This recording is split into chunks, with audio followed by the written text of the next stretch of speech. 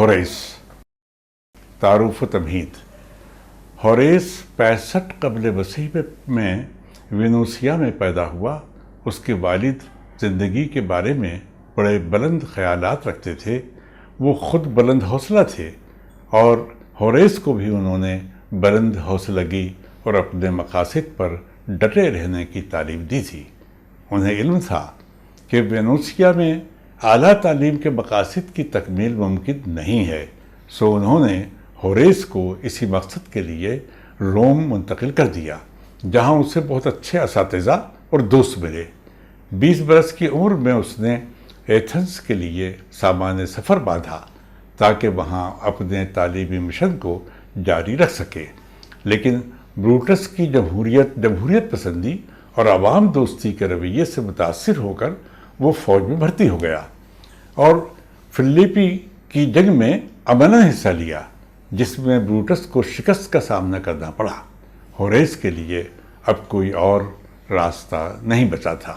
وہ واپس اپنے وطن مولود روم آ گیا۔ اس اثناء میں اس کا باپ بھی فوت ہو گیا اور اس کی زمین جائیداد بھی ضبط کر لی گئی۔ اب اس کے پاس نہ تو سر چھپانے کے لیے اپنا کوئی ٹھکانہ تھا اور نہ زیست بسری کے لیے کوئی دوسرا سہارا۔ وہ نوجوان تھا اور مایوسی اسی کا بخت۔ کسی نہ کسی طرح اسے کلرک کی نوکری مل گئی اور بغیر کسی تاخیر کے شاعری کے ذریعے ادبی سفر پر ایک مہم کے طور پر چل نکلا۔ ویجل اور ویریس نے اس کی جینیس کو پہچانا اور اسے ماسینیاس جیسی ادب و فن کی دلدادہ شخصیت سے اس کا تعارف کرا دیا، جو اس کی ذہانت، بصیرت، علم اور تخلیقی صلاحیت سے بے حد متاثر ہوا اور سبینہ فارم اس کے نام کر دیا۔ اس کے حق میں یہ ایک بے حد قیمتی انعام تھا جس نے اسے مایوسی اور مفلوق الحالی کے گہرے اندھیروں سے باہر نکال دیا۔ اب ہوریس کے لیے ادب اور ادب کی تخلیق ایک روزمرہ چیز بن گئی۔ دیکھتے دیکھتے روم میں اس کی شہرت 4 دانگ پھیل گئی۔ اہل روم کے لیے وہ ایک نمایاں نشان افتخار تھا اور جسے روم نے اپنی آنکھوں پر بٹھایا، قلب گاہ کی گہرائیوں میں جگہ دی، اپنی اجتماعی روح کا ایک زندگی بخش حصہ سمجھا۔ ہوریس نے طنزیہ نظمیں لکھی، اوڈز لکھے اور مکتوباتی نظمیں لکھی جن کا اپنا ایک مقام ہے، لیکن اس کی شخصیت کا سب سے نفیس پہلو تنقید کے ساتھ مخصوص ہے۔ اس نے ارسطو کی پیروی کو کافی جانا، تاہم بعض سطحوں پر اس نے تھیوری سازی بھی کی۔ اس نے بغیر کسی رفیق سفر کے ساری زندگی گزار دی اور 8 قبل مسیح کو فوت ہو گیا۔ اس سبق کا مقصد، ہمارے طلباء نے یونانی علم و ادب کی تاریخ سے پہلے ہی واقفیت حاصل کر لی ہے۔ یونان میں ارسطو کے بعد تخلیقی اور علمی سطح پر شدت قائم نہیں رہی۔ ایتھنز کی شکست کے بعد روم علم و ادب کا مرکز بن گیا۔ اہل روم نے یونان ہی سے سارے رہنما اصول اخذ کیے اور اہل یونان کے علمی و ادبی سرمایے سے اپنی بصیرتوں کو جلا بخشی اور اس کا اعتراف بھی کیا اور قدماء کی گراں قدر خدمات کو غیر معمولی نذرانہ عقیدت بھی پیش کیا۔ اہل روم نے یونان سے جو کچھ حاصل کیا یا اخذ کیا، اس پر نئی روایتوں کی بنیاد بھی رکھی۔ علم و ادب کا گھروں گھر چرچا ہونے لگا۔ ہوریس اور ورجل جیسے شعراء اس تہذیبی ورثے سے مستفیض ہوئے اور خود بھی عظیم الشان اور وقی کارہائے نمایاں انجام دیے۔ طلباء کو ان آگاہیوں سے روشناس کرانا ہے جن کا تعلق ہوریس کی علمی اور تخلیقی زندگی سے ہے۔ ہوریس نے سٹائرس نام کے 2 مجموعے، اوڈز کے 4 مجموعے اور ایپسٹلس کے عنوان سے 3 کتابیں اہل روم کو دی۔ ایپسٹلس کو کوئنٹیلین نے آس پوئٹیکا کے نام سے منسوب کیا ہے، جو اس کے تنقیدی تصورات کو مختص ہے۔ ان منظوم مکتوبات میں کسی خاص فنی معیار کو ملحوظ نہیں رکھا گیا ہے، کیونکہ مکتوب نگاری کا فن ہر پابندی سے آزاد فن ہے۔ اسی آزادی سے ہوریس نے بھی فائدہ اٹھایا۔ کوئنٹیلین نے آس پوئٹیکا سے موسوم کر کے اسے ایک منظم رسالے کا مرتبہ دے دیا۔ طلباء کو ہوریس کے اسی عمل نقد کے بارے میں بنیادی معلومات فراہم کرنا اس سبق کا اصل الاصول مقصد ہے۔ ہوریس کا تصور فن۔ ہوریس کے لیے ارسطو مانوی استاد کی حیثیت رکھتا ہے۔ ہوریس کے اس توسط ہی سے یورپ نے ارسطو کو بہتر طور پر سمجھا اور ارسطو کی تھیوری کو ایک آئیڈیل کی حیثیت تفویض کی، لیکن اس کے قطعی یہ معنی نہیں ہے کہ ہوریس صرف اور صرف ارسطو کا پیروکار تھا یا اس میں اوریجنلٹی کی کمی تھی۔ اس نے آرس پوئٹیکا میں کئی مقامات پر اپنی فہم کو بھی مشعل راہ بنایا ہے۔ ایک جگہ وہ کہتا ہے، ہمارے پہلے کے مکاتب پر عمل نہ کرو، یعنی اپنے پہلے سے پہلے کے بزرگوں کے کہے ہوئے کو حتمی نہ مانو۔ یونانی ادیبوں کے موضوع و مواد کو اس طور پر خلق کرو جیسے تم ان کے دشمن ہو یا ان کے جانشین۔ تمہیں نقل کرنی ہے ان کے اصولوں کی، فنی اور تکنیکی سطح پر ان سے جتنا سیکھ سکو سیکھو، ان کے شاندار نمونوں سے ہمسری کی کوشش کرو، لیکن قومی اور اوریجنل بنے رہنے کی کوشش کرتے رہو۔ JWH ایٹکنز کا خیال ہے کہ یونان قدیم کے نمونوں کی نقل سے مراد رومی ساز کو یونان کا آہنگ تفویض کرنے کے ہیں۔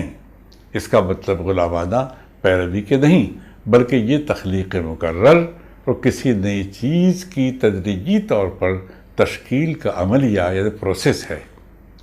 ہوریس کا اصرار قدماء کو جہاں ماڈل بنانے پر تھا، وہیں اوریجنلٹی اور قومی اور وطنی تقاضوں کی بھی اس کے نزدیک خاص اہمیت تھی۔ وہ پیروی کرنے والوں کو یہ ہدایت کرتا ہے کہ وہ زندگی اور رسومیات کو اپنا نمونہ بنائیں۔ اکثر شعراء حقیقت اور افسانویت کو واہمے کے ساتھ خلط ملط کر کے پیش کرتے ہیں۔ اس میں کچھ ان کا اپنا بھی ہونا چاہیے۔ فکشن یا افسانویت کو صداقت کے قریب ہونا چاہیے، یعنی ناقابل اعتماد صداقت سے قابل اعتماد جھوٹ مرجح ہے۔ شاعری کی زبان۔ ہوریس نے زبان کے بارے میں ارسطو کی پیروی کی۔ ارسطو نے زبان و بیان کے سلسلے میں جو باتیں کہی ہیں، ہوریس نے آرس پوئٹیکا میں انہی کو مختلف لفظوں میں دہرایا ہے۔ وہ ڈکشن یعنی ترفیز کے لیے الفاظ کے صحیح انتخاب، ان کی مؤثر بندش کے ساتھ مانوس لفظوں ہی کو بروئے کار لانے پر زور دیتا ہے۔ نئے الفاظ صرف وہیں استعمال کرنے چاہیے جہاں تاثیر اور صفائی کے تقاضوں پر پورا اترتے ہوں، یعنی ایسے نہ ہوں جو خوشنمائی یا ابہام کا باعث ہوں۔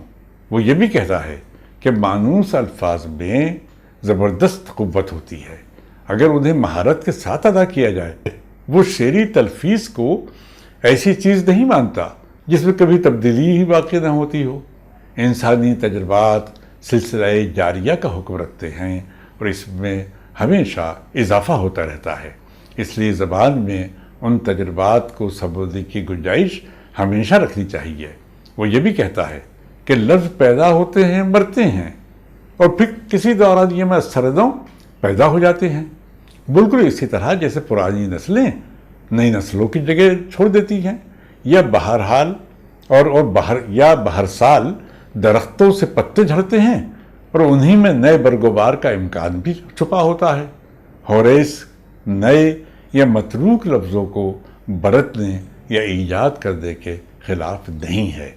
اس کی تاکید بس اس امر پر ہے کہ انہیں اس احتیاط اور مہارت کے ساتھ استعمال کرنے کی ضرورت ہے کہ وہ قابل فہم ہوں، کشش آور اور ذوق جمال کے تئیں تمانیت بخش ہوں۔ شاعر مانوس لفظوں کو نامانوس بنانے اور نامانوس کو مانوس بنانے کا اہل ہے تو کسی بھی لفظ کو وہ بخوبی برت سکتا ہے۔ شاعری کا تفاعل۔ ہوریس کہتا ہے کہ محظوظ کرنے کے معنی یہ نہیں ہے کہ صداقت ہی سے فاصلہ قائم کر لو، نہیں، شاعری کا کام محض اخلاق آموزی ہے، بلکہ اس کی نظر میں جو ادیب اخلاق آموزی اور حظ آفرینی کو کرتا ہوا نظر آتا ہے۔ ڈرامے میں پلاٹ کا تصور۔ ہوریس نے پلاٹ کے ضمن میں بھی ارسطو کے تصور ہی کو بنیاد بنایا ہے۔ اس نے الفاظ کے برتاؤ کے سلسلے میں جس طرح مانوس لفظوں کے استعمال پر تاکید کی ہے، اسی طرح وہ ڈرامائی پلاٹ کے لیے مانوس مواد کے استعمال پر زور دیتے ہوئے یونانی صوباؤں کی داستانوں کو عکس کرنے کی طرف متوجہ کرتا ہے۔ مصنف کا امتیاز اس میں ہے کہ وہ ان کی عمل آوری میں اپنے آپ کو کتنا اوریجنل ثابت کر سکتا ہے۔ ہوریس یہ بھی کہتا ہے کہ اگر موضوع نیا ہے تو شروع سے آخر تک خیال یا تھیم کی عمل آوری میں ہم آہنگی کو قائم رکھنا اور تناقض سے بچنا ضروری ہے۔ تمام واقعات میں اتحاد اور موافقت کے ساتھ ساتھ انہیں مافوق الفطرت نہیں ہونا چاہیے، کیونکہ ڈرامے کا تعلق دیکھنے سے ہے۔ اس طرح کے عناصر کے لیے رضویہ کا دامن وسیع ہے۔ کورس کو بھی پلاٹ کا ٹوٹ حصہ ہونا چاہیے۔ اخلاقی طور پر وہ ٹریجڈی کے ضمن میں ایسے پلاٹ کا حامی ہے جس میں گنہگار سزا کا مستحق ٹھہرے اور نیک کو اس کی جزا ملے۔ ڈرامائی طوالت کے بارے میں بھی اس کا خیال ہے کہ اسے 5 ایکٹ سے زیادہ بڑا نہیں ہونا چاہیے۔ اس طرح ہوریس کی ترجیح متوازن طوالت پر ہے۔ کردار نگاری۔ کرداروں کے ضمن میں اس کا کہنا ہے کہ قدیم یونان سے عکس کرنے کے علاوہ نئے کردار بھی خلق کیے جا سکتے ہیں۔ قدیم یونانی کرداروں میں ان کی روایتی وضع کو قائم رکھنا چاہیے، اور اگر وہ نئے ہیں تو انہیں حقیقت پر مبنی اور مستحکم ہونا چاہیے۔ اصلاً ہوریس کا اصرار اس امر پر ہے کہ کردار کو ہو بہو ویسا ہونا چاہیے جیسے کہ زندگی ہے۔ وہ بناوٹی یا بعید از امکان کردار کے مقابلے پر حقیقی کردار کا تقاضا کرتا ہے کہ بچے کو بچوں جیسے، جوان کو جوانوں جیسے، متوسط عمر کے انسان کو متوسط عمر کے انسانوں جیسے، اور بوڑھے کو بوڑھوں جیسے کردار کا حامل ہونا چاہیے۔ گویا کردار کا ہر عمل اس کی عمر کے ساتھ مطابقت رکھے۔ نو کلاسیکی ڈرامہ نگاروں نے ٹائپ کردار کا تصور ہوریس ہی سے عکس کیا ہے، جو کسی ایک خاص طبقے کی نمائندگی کرتا ہے۔ وہ حالات و ماحول سے متاثر ہوتا ہے، نہ اس میں کوئی تبدیلی واقع ہوتی ہے۔ ارسطو ایسے کرداروں کو صرف تربیے کے لیے ہی مناسب خیال کرتا ہے جو اپنے بعض عیوب کی وجہ سے دوسروں کے لیے تمسخر کا باعث بنتے ہیں۔ طنز نگاری۔ ہوریس ایک غیر معمولی طنز نگار تھا۔ اس نے سٹائرز کی کتاب اول میں لوسیلیس پر جو تنقید کی ہے، اسی میں طنز و حجو کے بارے میں اس کا تصور مضمر ہے۔ لوسیلیس کے فن میں اس سے جو چیز سب سے زیادہ متاثر کرتی اور متوجہ کرتی ہے وہ اس کی حس ذکاوت ہے، جو غیر متوقع طور پر غلط کاری اور ابتذال کی بو سونگھ لیتی اور ان پہلوؤں کا نظارہ کر لیتی ہے جو تفریح بخش ہیں۔ اس میں بلا کی قوت اور ضرب کاری کی صلاحیت اور اظہار کے عمل میں متانت ہے جو مصنف کے باطن کے آدمی کا عکس پیش کرتی ہے۔ لوسیلیس کے بارے میں وہ اپنی بات یہیں ختم نہیں کرتا، بلکہ اس کے ان پہلوؤں کی بھی نشاندہی کرتا اور معروضی طور پر ان کا محاسبہ کرتا ہے کہ اس کی ہجائیہ عمل آوری میں جس چیز کی سب سے زیادہ کمی ہے وہ مہارت فن ہے۔ کسی بھی طرز بیان کو جو چیز جامع اور مؤثر بناتی ہے وہ اس کا مجمل حشو و زوائد سے پاک ہونا اور اس کی شائستہ اندازی اور نوک پرت کی درستی ہے۔ فنی نفاست و وحدت۔ ہوریس تخیل کے تخلیقی تفاعلی کردار کے پہلو بپہلو فہم عامہ کو بھی اپنی جگہ اہمیت دیتا ہے، جو ادب کو غیر معمولی بصیرت مہیا کرتی ہے، لیکن محض فہم عامہ سے ادب کا مقصد پورا نہیں ہوتا۔ اس کا کہنا تھا کہ تخیل کی استعداد پر ایک حد قائم کر لی جائے تو اس کی حرزہ سری اور سبک سری سے بچا جا سکتا ہے۔ اس کا خیال ہے کہ تخیل کی آزادہ روی تخلیقی وحدت پر اثر انداز ہو سکتی ہے۔ اس سے یہ تصور غالباً اس لیے قائم کیا تھا کہ اس کے عہد کے جوان العمر شعراء بے تحاشا تخیل کی آزادانہ روش اختیار کر کے گمراہ ہو رہے ہیں۔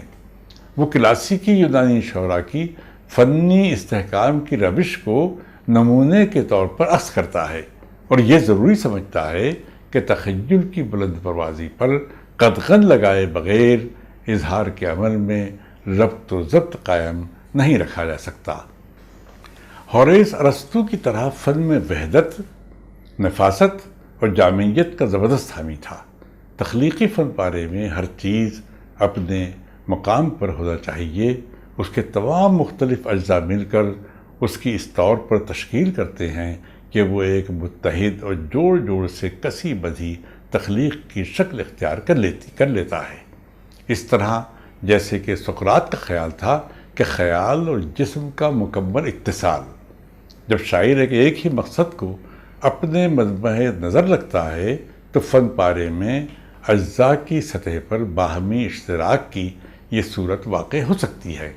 جہاں وہ تخیل کی آزادی کو فنی وحدت کے منافی خیال کرتا ہے، وہیں اس کا یہ بھی خیال ہے کہ اگر شاعر فطری فنکارانہ اہلیت سے بہرہ مند نہیں ہے تو اسے اناڑی پن اور پھوڑ پن سے کوئی نہیں بچا سکتا۔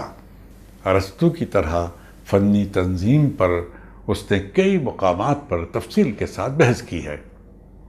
اس طرح کی تنظیم جس سے فنی وحدت کا تصور وابستہ ہے، اسی وقت قائم رہتی ہے جب اظہار چست و درست ہو، یعنی شاعر کو انتخاب لفظ میں صحیح اور درست کو ملحوظ رکھنا چاہیے۔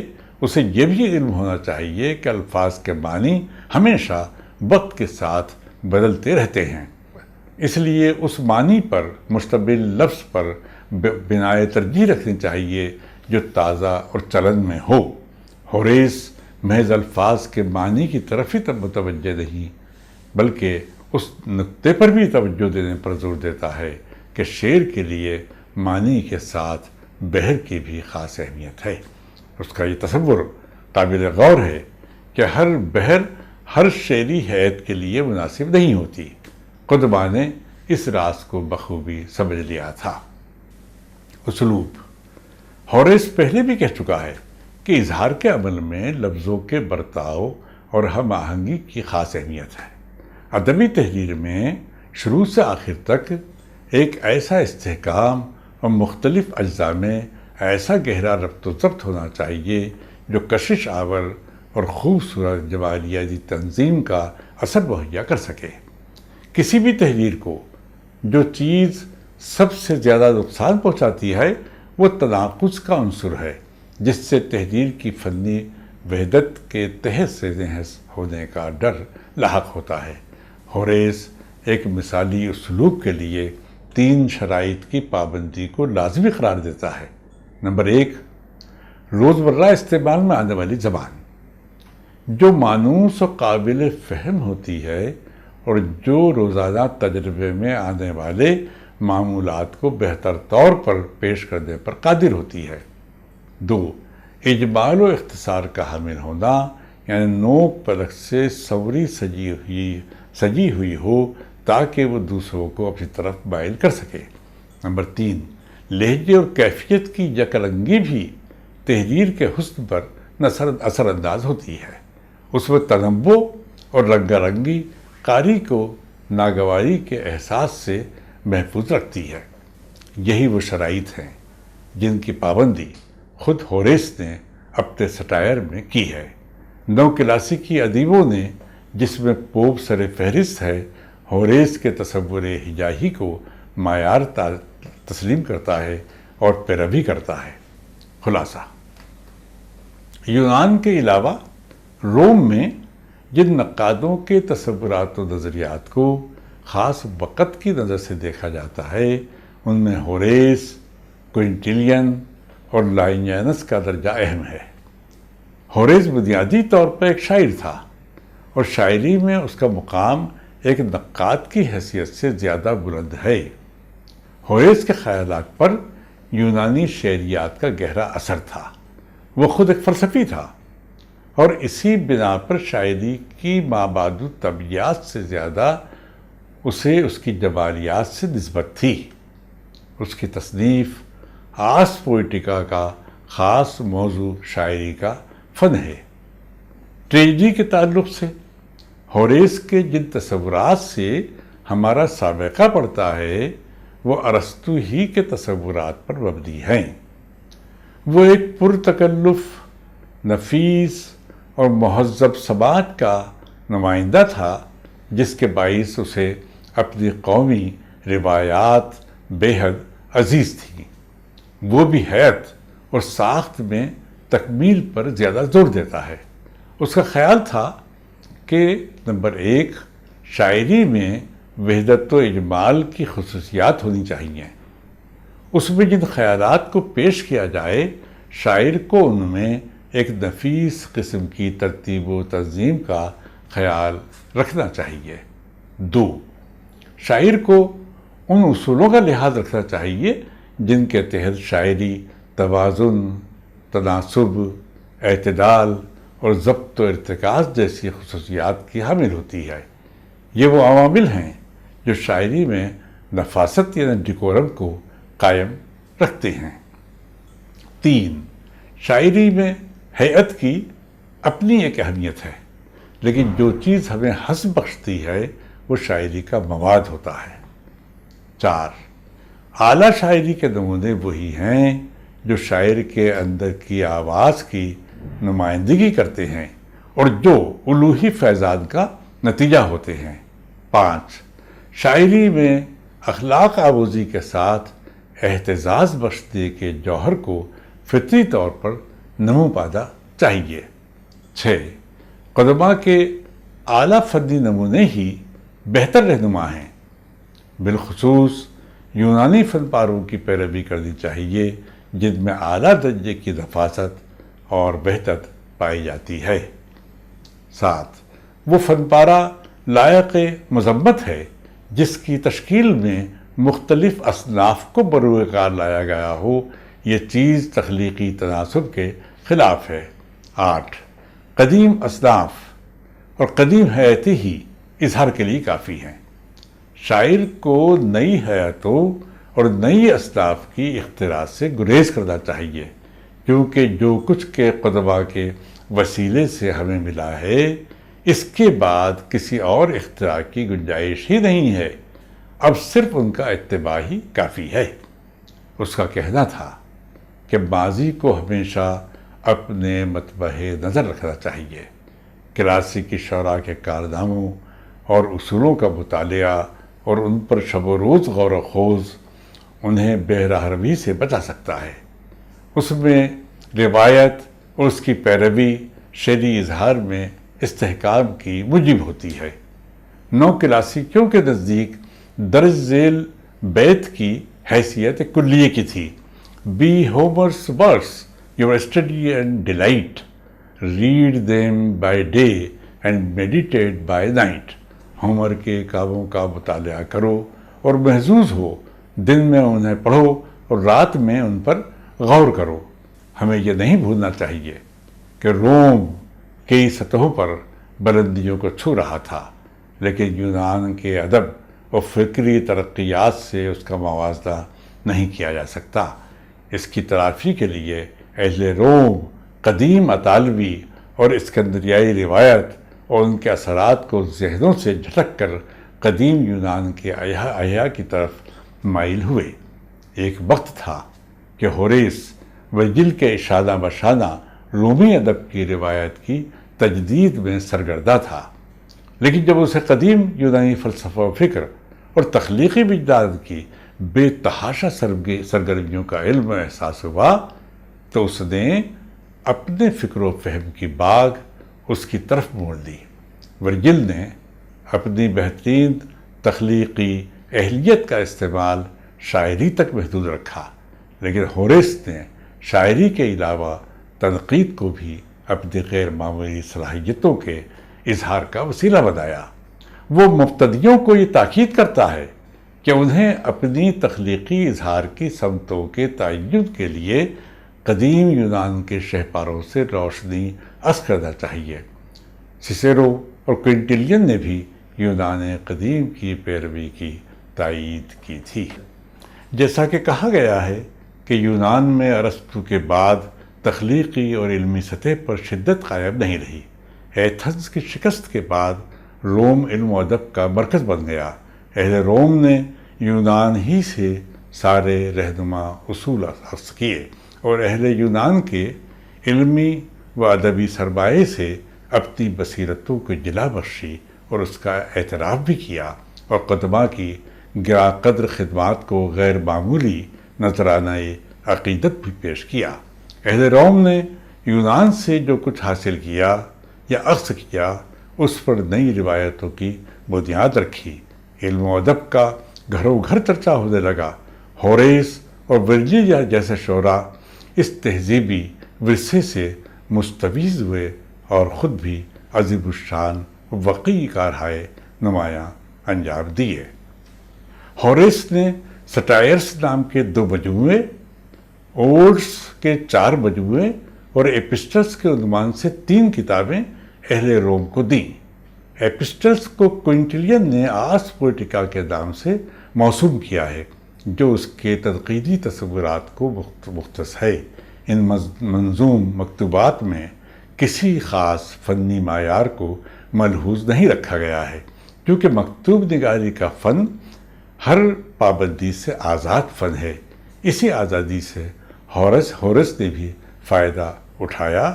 کوئنٹیلین نے آرس پوئٹیکا سے اسے موسوم کر کے ایک منظم رسالے کا مرتبہ دے دیا۔ جیسا کہ پہلے عرض کیا جا چکا ہے کہ ارسطو کی تھیوری کو ہوریس نے ایک آئیڈیل کی حیثیت تفویض کی تھی، لیکن اس کے قطعی یہ معنی نہیں ہے کہ ہوریس صرف اور صرف ارسطو کا پیروکار تھا یا اس میں اوریجنلٹی کی کمی تھی۔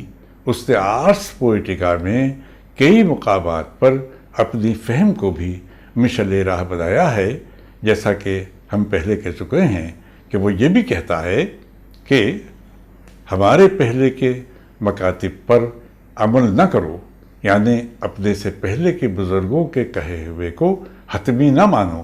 یونانی ادیبوں کے موضوع و مواد کو اس طور پر خلق کرو جیسے تم ان کے دشمن ہو یا ان کے جانشین۔ تمہیں نقل کرنی ہے ان کے اصولوں کی، فنی اور تکنیکی سطح پر تم ان سے جتنا سیکھ سکو سیکھو، ان کے شاندار نمونوں سے ہمسری کی کوشش کرو، لیکن قومی اور اوریجنل بنے رہنے کی کوشش کرتے رہو۔